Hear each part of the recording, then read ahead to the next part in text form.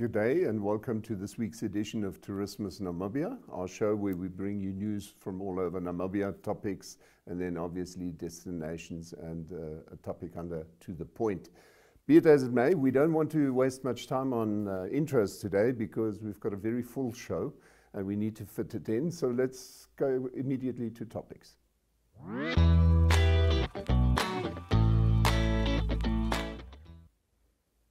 Right, topics it is, but before we go on, my name is Frank Steffen. As always, I'll guide you through the show.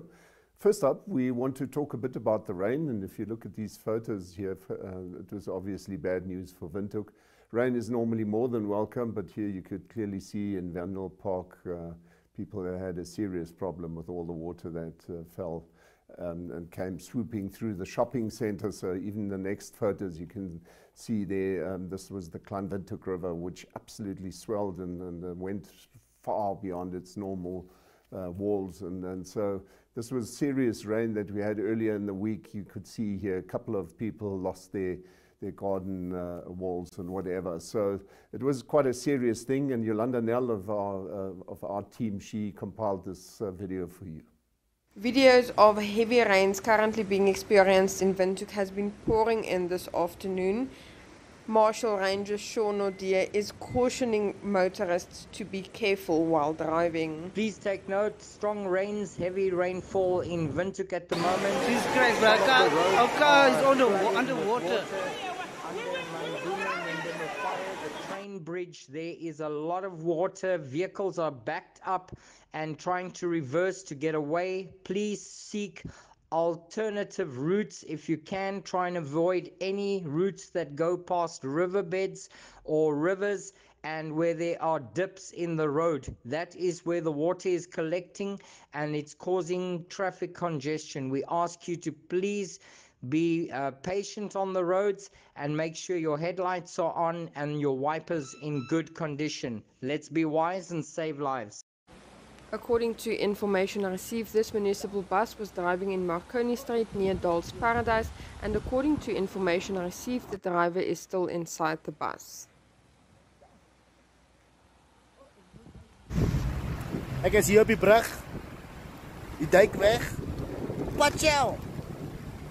Too much water under the river. Mense kan nie river toe gaan nie. Kan nie river toe gaan nie. Gorf. This video was taken by Gabriella Davids of NMH, and it shows a car attempting to pass through the Kamams Bridge. Motorists are advised to not cross any riverbeds or where there's a strong water current flowing.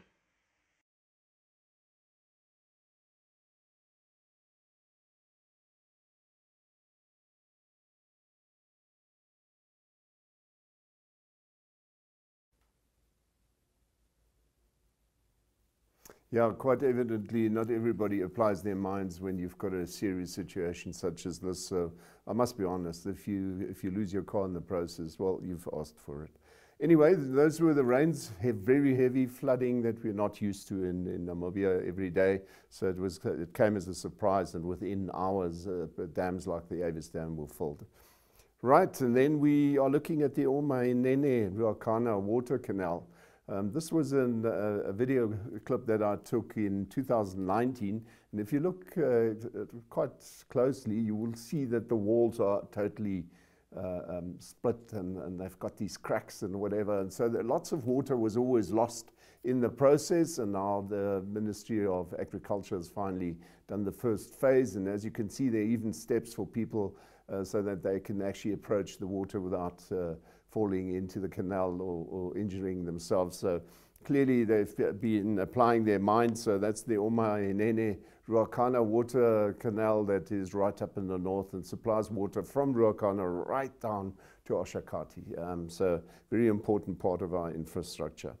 Right, and then we've got pangolins. And pangolins, it's quite a bit of sad news because a study by Darren Peterson, African Journal of Wildlife Research, shows that the way electric fences are built and operated on farms needs to be changed to reduce the risk they pose to small vertebrates. So clearly the problem is not only these pangolins, but they say even animals like steenbok, tortoises, and so on, they all have the same problem. So maybe it's something that our farmers have to think about as well. Right, and those are our topics for today. Up next, we've got destinations.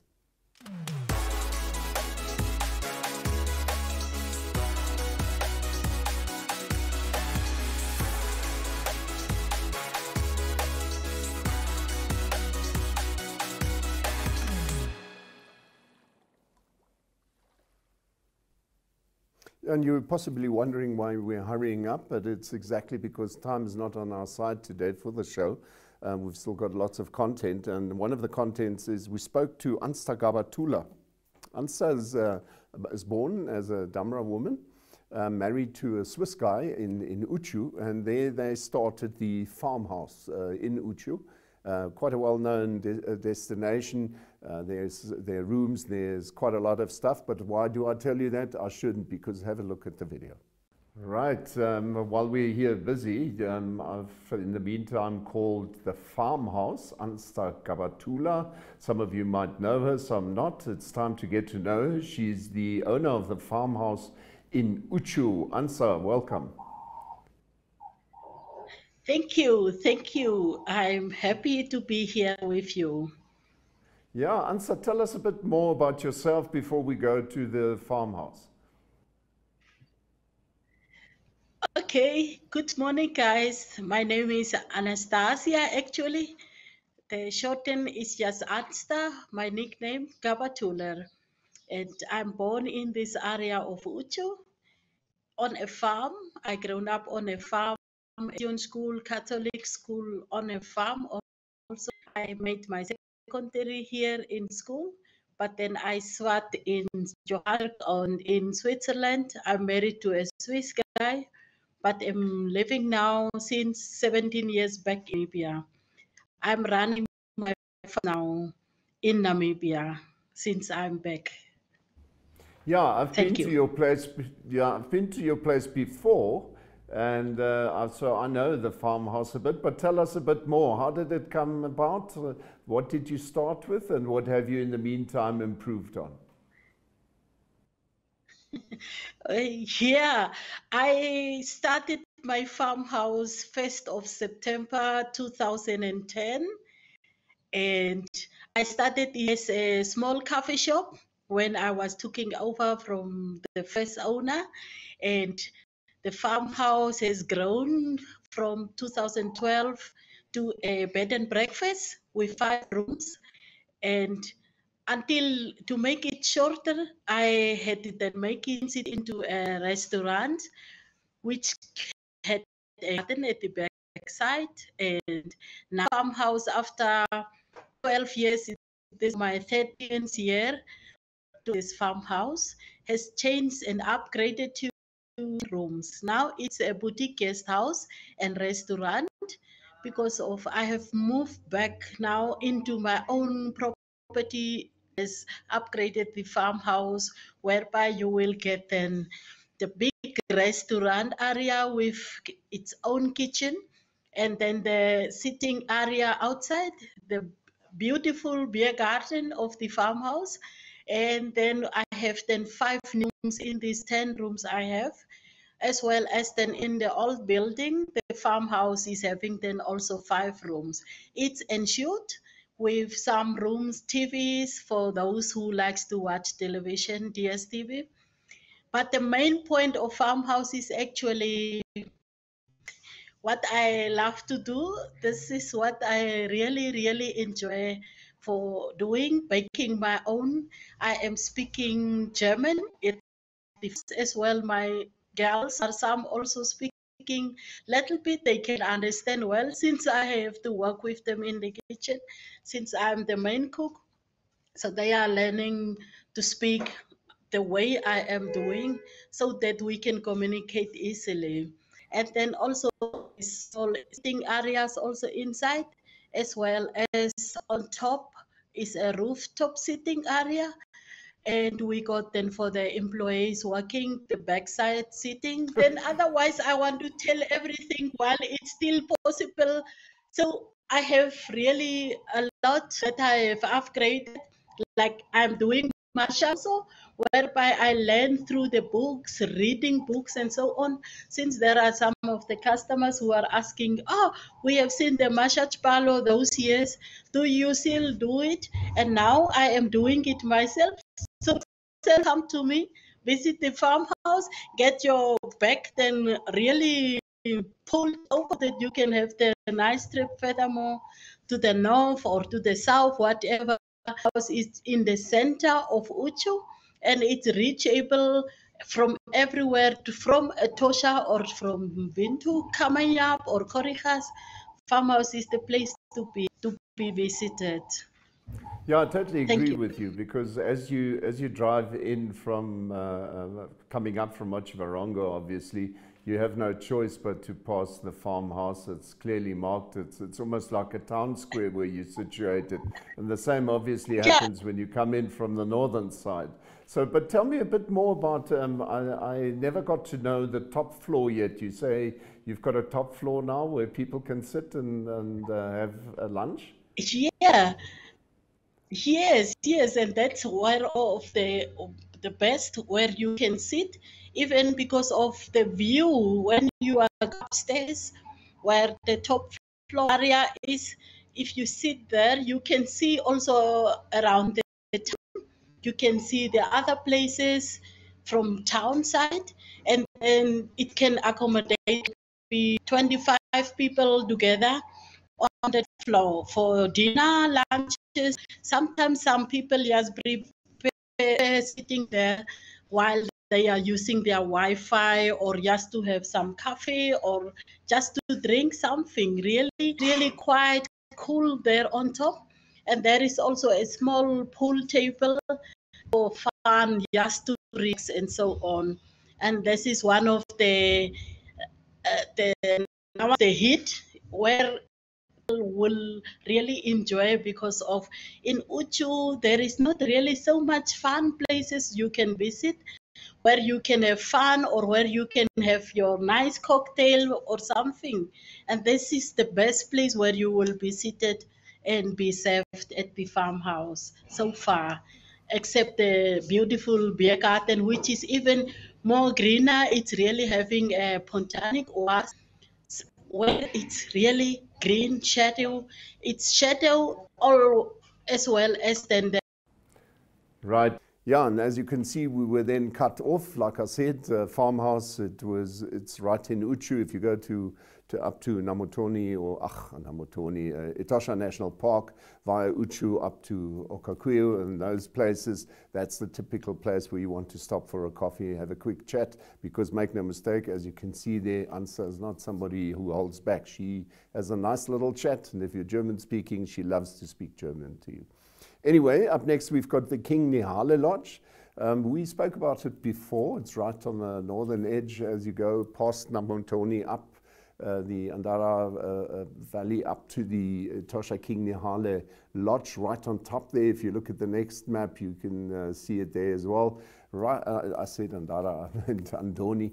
Andoni, right past there, and it's a very interesting destination. We spoke about it as part of our Tourist of the Year promotion, and this lodge was this week. The lodge was officially opened by King Fillemon Shuumbwa Nangolo, and together with the environmental minister Pwamba Shifeta. So if you look at the photos, you can see clearly. You might remember it, this is how it's made up, like the head of an ox or a bull for that matter. And what they did this week is they actually lighted the fire in the boma, a procedure commonly known as olupale. And subsequently then the plaque was obviously unveiled. So if you look at these next photos here, you can see there the king in the blue suit, and they obviously enjoyed that lot. The ministers in the white shirt further to the left there. So this was quite an official thing. Like I said, they did the lighting of the fire, and thereafter he officially opened the lodge, and it was coming for some time now, because it was supposed to happen in 2020 already. There you can see it was done in the early morning hours of a Saturday morning, obviously part of the whole procedure. Yeah, and we also were able to get a little video for you. Have a look here.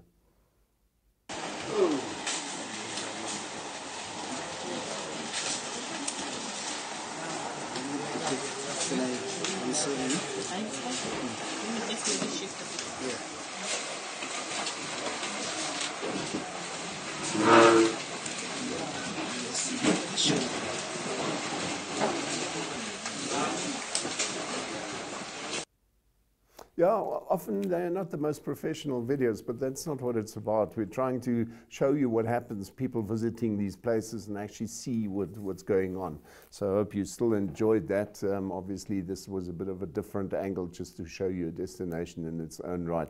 Up next, we've got To the Point.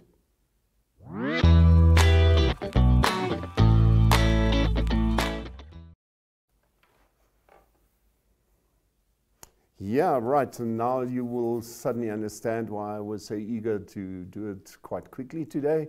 It's obviously our last show for the year. And so as part of that, I thought we should just have a look at Kavango Zambezi Transfrontier Conservation Area. Just have a look at this video.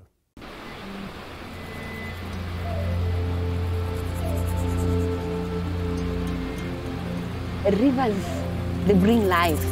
Without rivers, we don't have any life. They are the life's blood of the wildlife in this area. I mean, there are many animals that do live away from the rivers in the forests, but the connectivity of this entire landscape is due to the river system.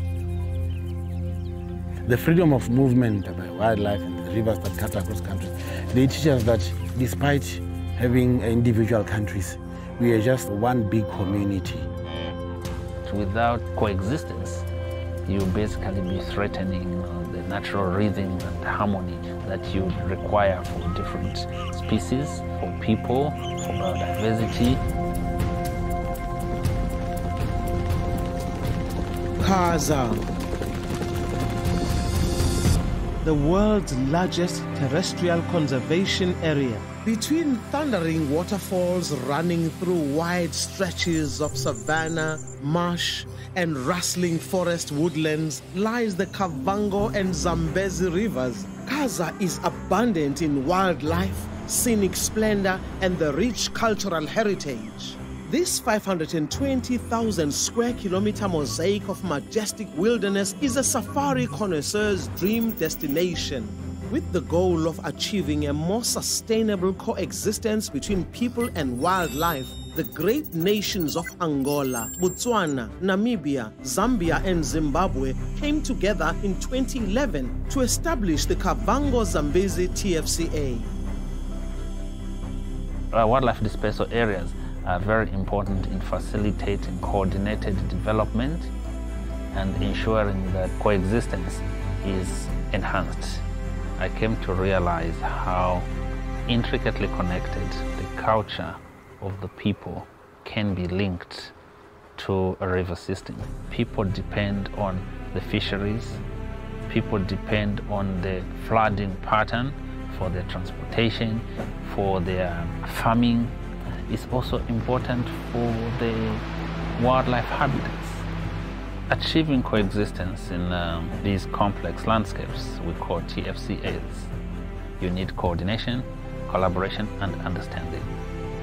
By establishing conservation corridors between protected areas, KAZA is home to the largest contiguous transboundary elephant population in the world and provides critical habitat for other endangered lion and wild dog populations, as well as 600 species of birds. To assist in managing human-wildlife conflict and link protected areas within the TFCA, it is essential for all the countries involved to work together in harmony with nature and each other.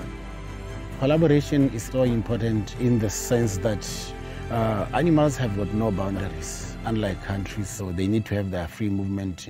They do migrate from time to time. Human-wildlife conflict is whereby people, the communities and the wildlife come into confrontations in situations whereby animals would encroach into communities in search of water, for example. It also occurs when we as people now encroach into the wildlife areas and the confrontations become inevitable. In the Angolan component of KAZA, wildlife is returning from neighboring countries after a civil war which ended in 2002, symbolizing peace and belonging among the community, of which many had never seen in their lifetime.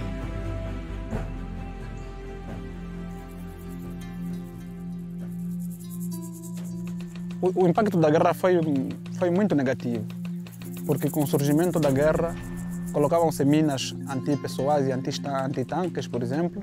Nós temos uma companhia de desminagem que tem feito a desminagem ao nível destas comunidades e essa desminagem tem ajudado bastante a questão, por exemplo, da agricultura, da conservação, da abertura dos corredores dos animais. Para mim, o KAZA não mais um projeto transfronteiriço que ajuda mesmo, veio para ajudar, para criar, para trazer essa harmonia, não só entre as comunidades, mas também os países. No tempo da guerra foi difícil encontrar um animal, porque também tinham fugido, mas atualmente já, hoje no Parque do Luengue-Luiana, registramos manadas e manadas de búfalo, elefante e outras espécies em extinção.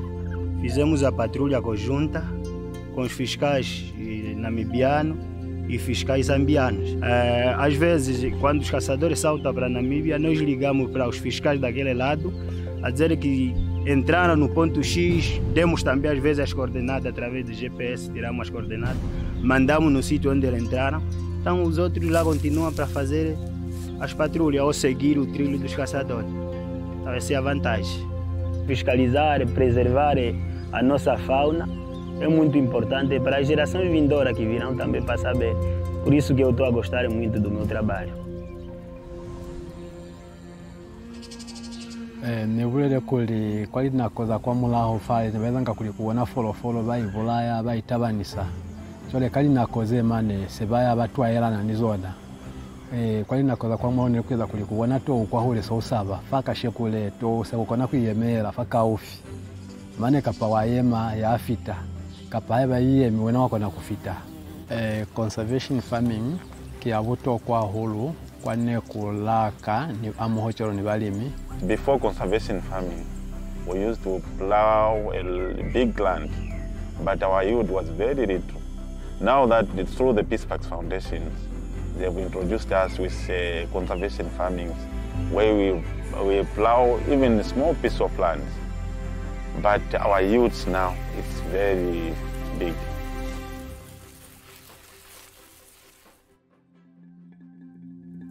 Nindava makaza kokuvona kuti kandisha kuvavarere zipawu zangu okuti zive na mahitiro arukuruhite zoro kukavira mwa Zambia, zoro kukavira mwa Angola, zoro kukavira kwikonje omushakira manse eshando likave na mali abantu betu nechilikani echibirare chikave na macho abantu betu nezipawu zabo nichandiretero kuti kwa vutoko kuti ndikaviremo ndikopanse abantu nezipawu nezivavarere hantu honke. We build lion-proof kraals. They should actually be called cattle-proof kraals because they keep the cattle inside. The kraals are 100% effective. And the way we do the lion-proof kraals, it's actually a 50-50 investment. The kraal recipient will provide all the poles. They are encouraged to collect dead trees that have fallen over because those are actually hardier. And then our team works with the family and whoever else wants to be involved to build the kraal structure. Beyond protecting cows, which they do, I do believe the value is also because of the investment in individuals and recognition of their way of life. I love rivers because it's something that I grew up with in the first place. I was a full-time fisherman. Dad used to do fishing, then Mom used to do the same sailing. So it's something that I understand in detail. So I'm a living example. What we normally do when we go out with our boat, we monitor and record the catches. So what we normally do, after having checked through their crates, we say, just as you can see it in the crate, it's because of the illegal catching fish. That's what it has led to this fish now being found in small numbers. The problem with using the mosquito nets, it sweeps away everything. Whatever goes in that mosquito net will never come out. So it means it may be an insect, a snake, or even the smallest fish. Lwabaiza se skies watu kubaluta kuli ba ikolu sise nikuziba kuli likazeki sabona kima benefits sabona kima benefits abaikulu babona kima benefits a generation yabona then makusona yakusibu kusabeleksa batu basona yako babatela nzira yemu yakuli nibona bayezengi. I would explain conservation as doing everything that is necessary to ensure that we remain alive on planet Earth. It's my personal belief that conservation is everybody's business. Along with its abundant wildlife and rich cultures, KAZA is also a world-class tourism destination, linking key wildlife and cultural attractions for all who visit. I'm so proud to be an employer based in this KAZA region. It makes me so joyful to be able to give back to my country, to the KAZA region. If we make it easy for people to move freely, then we are guaranteed of more business. We are guaranteed of bettering our economy. I think the people, when they see the falls for the first time, they feel like they are in some very special place. And indeed, they are at a special place.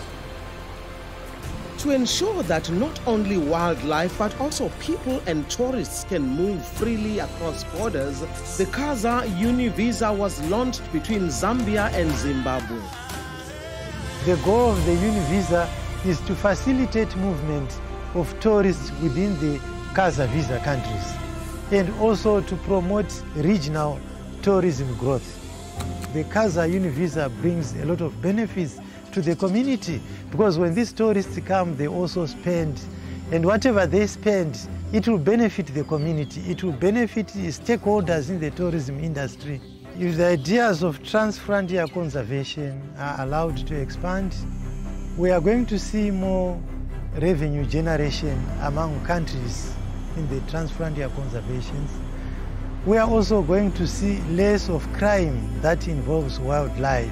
Right, and that was KAZA for you. KAZA Park, you will remember we often spoke about it on the show as part of Okavango, obviously that whole area. But as you can understand now, it is part of Angola, Namibia, Botswana, Zimbabwe and Zambia. So clearly something to be proud of. And yeah, that is my final thought. Maybe not such a good idea to look for gas and oil in that area. Right, and that brings us to the end of the show. I hope you enjoyed it, and I will be seeing you only in 2023 again.